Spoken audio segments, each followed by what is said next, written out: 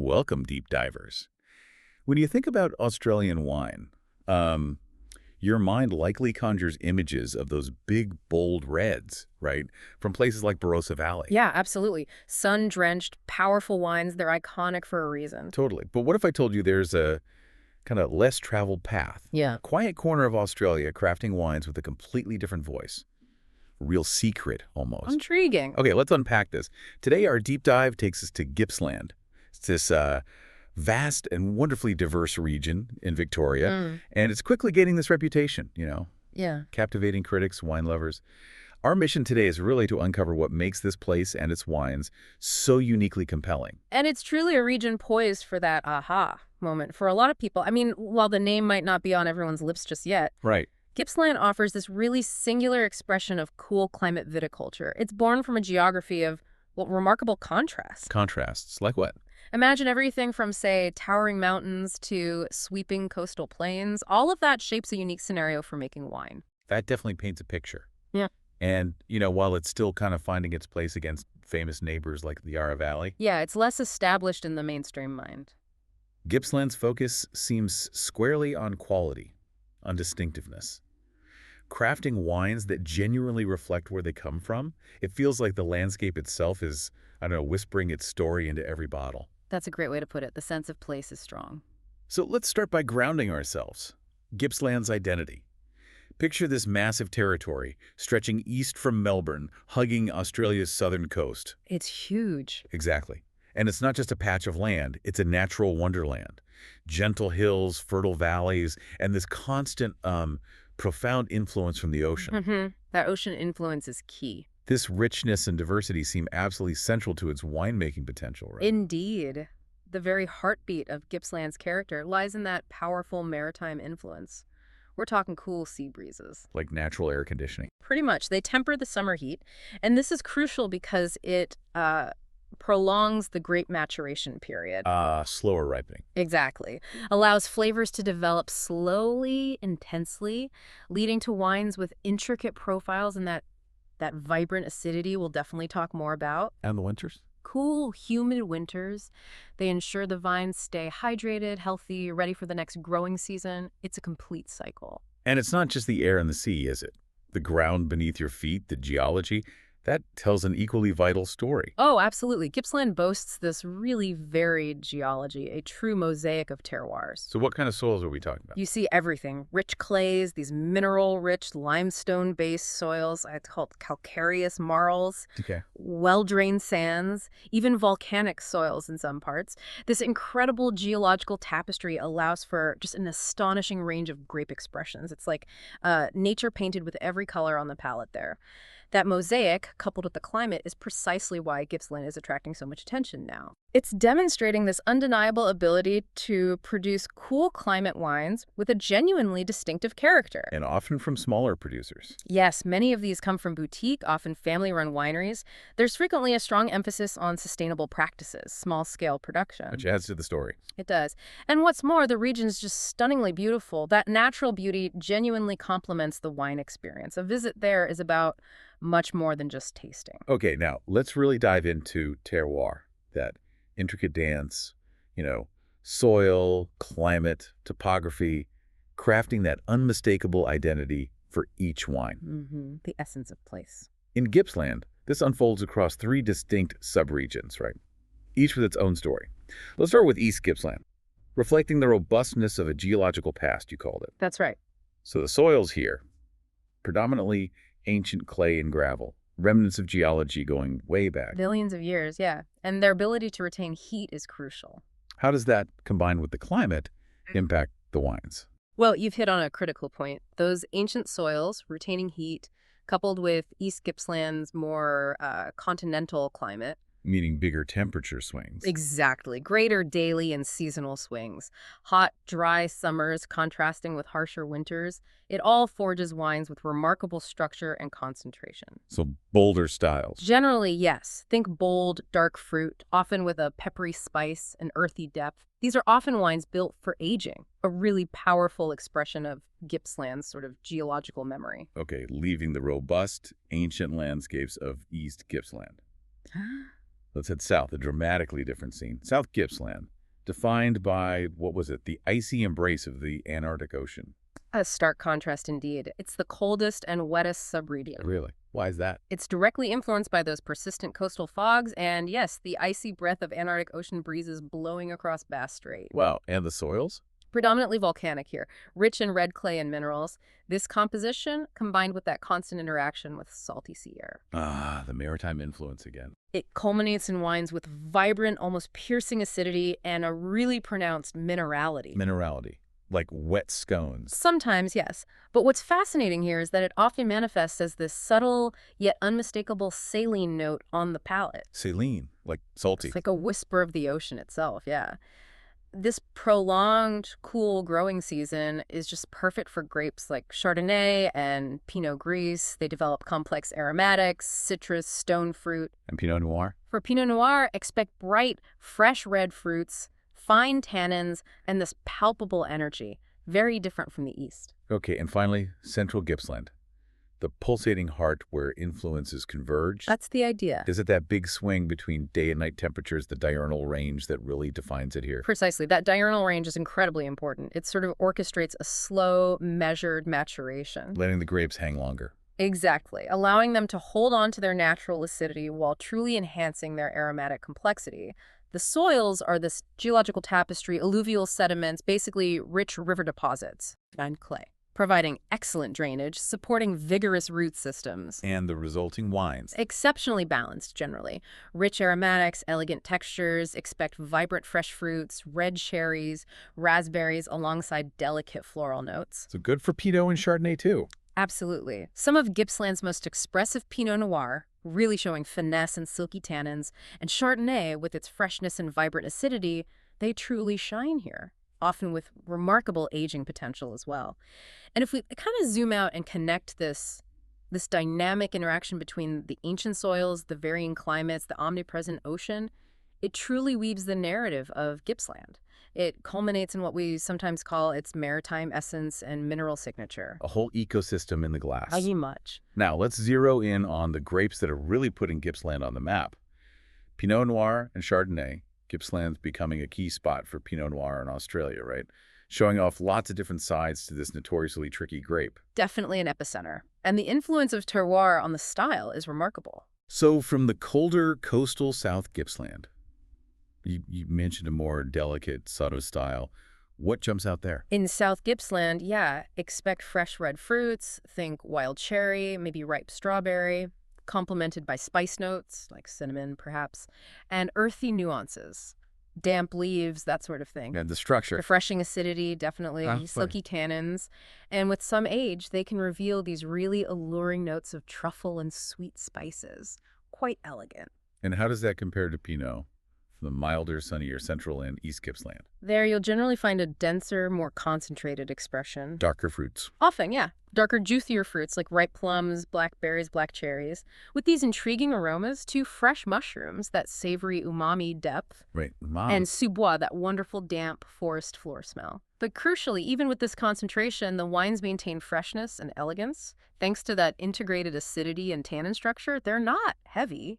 And the winemaker's touch is huge too, I imagine. Yeah. We hear about techniques like whole bunch fermentation versus destemming. What do those choices actually bring? Oh, it's all about the desired expression, the final style. Whole bunch fermentation, including stems and bunches. The whole lot. Yeah.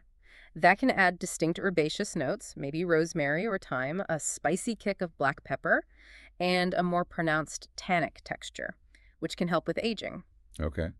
And destemming. Destemming, taking the berries off the stems, is often chosen for purity of fruit, for varietal expressiveness. It usually leads to a vibrant, clean fruit profile with softer, silkier tannins. So different tools for different goals. Exactly. Each choice is a deliberate decision by the winemaker to highlight a particular facet of the grape and that specific terroir. Moving beyond Pinot Noir, Gippsland is also an incredible canvas for Chardonnay, isn't it? You called it chameleon. It really is. It shows astonishing versatility there. But there's almost always this unmistakable mineral signature running through it. So what styles do we see? Well, you'll encounter distinct styles. From brilliantly fresh and crisp versions bursting with vibrant citrus like Sicilian lemon, sharp acidity, maybe that subtle wet stone minerality, perfect as an aperitif. Sweet and zesty. Right. Then there are the more complex, structured, often oak-aged Chardonnays. Ah, the richer ones. Yeah, with seductive notes of toasted nuts, maybe freshly baked bread, a buttery richness from malolactic fermentation. Explain malolactic quickly. Sure. It's a secondary fermentation where sharp malic acid, like in green apples, is converted to softer lactic acid, like in milk. Gives it creaminess. Got it. Adds texture. Exactly. And subtle vanilla or clove from the oak can add to an almost unctuous texture in those styles. You mentioned that unifying mineral signature whetstone, chalk, pebbles seems to be the soul of Gippsland Chardonnay. How does that feel on the palate? It provides this subtle freshness and length that really reflects those ancient, diverse soils. It's this remarkable tension, Yeah. Makes these Chardonnays incredibly food-friendly, especially seafood. Any other winemaking tricks for Chardonnay? Well, batonnage or lees stirring is common. Periodically stirring the spent yeast cells, the lees, back into the wine. What does that do? Increases mouthfeel, creates a sort of velvety texture, and adds complexity. Notes of toasted bread, brioche, nuts can come from that. It really makes you wonder, doesn't it? Yeah. How much of what we taste is pure Gippsland terroir, and how much is the winemaker's subtle artistry kind of nudging those grapes to truly sing? That's the fascinating balance, isn't it? Nature and nurture. It highlights the skill involved. Definitely. Now, while Pinot Noir and Chardonnay are, the headliners, The stars, yeah. Gippsland's diverse terroir lets other varieties shine too. Let's talk about Syrah. You mentioned a distinct expression inspired by the Rhône. That's right. Gippsland Syrah is wonderfully elegant. It's a world away from the, say, robust styles you might find in warmer Australian regions like Barossa. So less jammy, more... Peppery. Exactly. It genuinely leans towards that classic northern Rhône style. You'll find intense black pepper, clove, exotic spices, maybe beautiful floral notes of violet and lavender. And on the cap, delicate structure, fine, silky tannins, and this vibrant integrated acidity gives it significant longevity. That cooler climate, those maritime breezes, they really enhance this fresh, spicy character, makes it distinctly different. Interesting. And then there's Sauvignon Blanc, bringing a mineral signature reminiscent of the Loire Valley to Australia, you said. So this isn't your typical tropical fruit bomb Sauvignon Blanc. Far from it. This is a markedly mineral and restrained expression. It really evokes Sancerre or Pouilly Fumé from the Loire. Okay, so what are the key aromas? Expect intriguing notes of flint, maybe a smoky or saline hint, bright Sicilian lemon peel, and perhaps a delicate touch of green currant. And the taste. Vibrant acidity, definitely. A clean, dry, refreshing finish, and an elegant, precise texture. It's absolutely excellent with, say, fresh oysters or a creamy goat cheese. Really shines there. And we shouldn't forget Riesling, right? With its cutting acidity, pure citrus, florals, and that potential for petrol notes with age. Shows great longevity, Riesling does there. And also the aromatic, exotic Gewürztraminer lychee, rose, ginger notes. It's showing promising potential in specific, well-drained microclimates within Gippsland, too. So this rich tapestry of grapes, what does it mean for the global wine map? It signals that Gippsland is this real hotbed of experimentation and innovation. Producers are constantly seeking the best expression of their unique land, challenging perceptions, and offering a truly diverse range of flavors. It really is a region that encourages exploration beyond the familiar, pushing boundaries in a, very thoughtful way. Exactly. Okay, let's take a sensory journey. What should you expect when you actually pour a glass of Gippsland wine, visually? Visually, you'll often notice brighter, less concentrated colors compared to warmer regions. Picture a translucent ruby for Pinot Noir, maybe. See-through almost. Yeah, or a pale straw for Chardonnay, indicating a certain delicacy and freshness right off the bat. And on the nose. A Gippsland Pinot Noir often offers those fresh red fruits, cherry, raspberry, perhaps a hint of thyme or oregano, earthy notes of mushroom, dry leaf, maybe, and sometimes that subtle saline character we talked about. Okay. And Chardonnay? Prominent citrus notes are common, Sicilian lemon, lime especially. Frequently accompanied by mineral nuances, think chalk or oyster shell, really evocative. And then the taste, the palate. The hallmark is undeniably that vibrant acidity. It provides both structure and refreshment. It wakes up your palate. Right. And for Pinot Noir. Fine, integrated tannins, a silky texture generally, leading to an elegant finish with fresh, succulent fruit balanced by those earthy notes. And Chardonnay. Reveals an accentuated minerality and often a long, sometimes saline finish. There's this notable persistence, Right. evolving flavors that truly hint at great aging potential. And just to deepen our understanding, maybe a quick comparison with the Yarra Valley, another renowned cool climate region nearby. Good idea. How do they differ? Okay, for Pinot Noir. Yarra Valley wines are often celebrated for elegance, fine spices, ripe red fruits, silky texture, maybe subtle oak. Right. Gippsland Pinots, however, tend to be a bit more rustic, perhaps. Pronounced structure, vibrant acidity, fresher, sometimes more herbaceous fruits, and that distinct wild, earthy, or saline character from their specific terroir. So related but different personalities. Exactly, and the Chardonnay comparison shows similar distinctions. Gippsland Chardonnays often feel tenser, more mineral-driven, penetrating acidity, prominent citrus, wet stones, saline hints, frequently with minimal or no oak. Okay. Yarra Valley Chardonnays, on the other hand, typically present as more fruity, maybe more complex in a traditional sense, often with more evident oak influence, a creamier texture, notes of stone fruits, toasted nuts, butter. Both excellent, I'm sure, but offering really different experiences for the wine lover. Precisely, depends what you're looking for. This incredible versatility we're Yeah. talking about. It also makes Gippsland wines exceptional partners for food, doesn't it? Oh, absolutely. That refreshing acidity and vibrant freshness are key elements in finding that perfect culinary dance. Let's start with Pinot Noir, the terroir-driven gastronomic chameleon, as you put it. Ah, yes. Its bright acidity and earthy notes make it fantastic with poultry. Think roast duck, herb-roasted chicken. It beautifully cuts through richness. Okay. Also works wonderfully with game meats, venison, maybe braised wild boar. Softens their intensity, complements the earthy tones. And the classic pairing. Mushrooms, absolutely. Yeah. Creamy risottos, velvety pasta sauces, simple sautéed wild mushrooms. The earthy notes of the Pinot just entwine perfectly with those umami flavors. Imagine a beautiful risotto ai funghi. Sublime. Sounds amazing. Pairs well with subtle spices, soft cheeses too, brie, camembert, fresh goat cheese. The acidity brightens their creaminess, very versatile. Okay, moving to the whites. Mhm. Chardonnay and Sauvignon Blanc. White freshness for aquatic delights and vegetables. Chardonnay's versatility really shines with richer dishes, especially the oaked versions. That structure, that acidity, it expertly cuts through butter-based sauces or fattier fish like grilled salmon. Perfect for salmon, then. Ideal. Also picture grilled or roasted seafood shrimp, lobster, structured fish like cod or sole, poultry and creamy sauces, white sauce pastas, medium cheeses, a classic grilled salmon with lemon butter sauce. That's a bullseye pairing. Mouth-watering. And Sauvignon Blanc. More for lighter stuff. Generally, yes. It's fresh, sometimes herbaceous profile, pronounced acidity, citrus notes, ideal for lighter fare. It's a classic pairing with fresh oysters. Ah, oysters, of course. Seafood salads, light white fish, and of course, fresh goat cheese. Its acidity aligns beautifully. Don't forget roasted or grilled vegetables too. Asparagus, zucchini. Huh. Think of a simple arugula and fresh goat cheese salad. Perfect match. Okay, let's look forward now. Gippsland's promising future. This region's momentum. It seems built on small producers, right? Deep respect for terroir, commitment to sustainable practices.